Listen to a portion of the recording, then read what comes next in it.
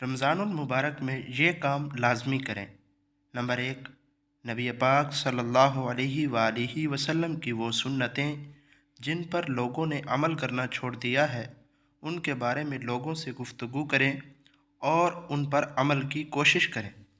Number 2، روزانہ نبی پاک صلی اللہ علیہ وآلہ وسلم پر کم از کم 1200 مرتبہ درود پاک ضرور پڑھیں۔ نمبر 3، درست مخارج کے ساتھ قرآن پاک پڑھنا سیکھیں۔ اگر سیکھے ہوئے ہیں تو روزانہ ایک پارہ قرآن پاک کی تلاوت کریں۔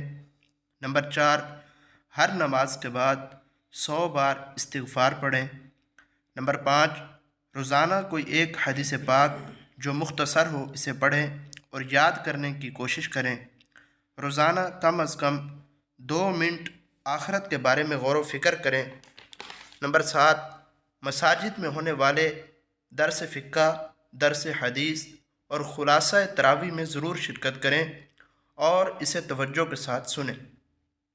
نمبر 8، ہفتے میں کم از کم ایک دن ایسا گزاریں جس میں سوشل میڈیا کا بالکل استعمال نہ ہو۔ نمبر 9، روزانہ کم از کم کسی ایک مسلمان کو سحری اور افطاری کروائیں۔ نمبر 10، روزانہ کوئی ایک دعا جو قرآن و حدیث میں بیان ہوئی ہو اسے سیکھیں اور یاد کر لیں۔ نمبر 11، آخری عشرے کا سنت اعتکاف کریں۔ اگر یہ ممکن نہ ہو تو کم از کم آخری 3 دن نفلی اعتکاف تو ضرور کریں۔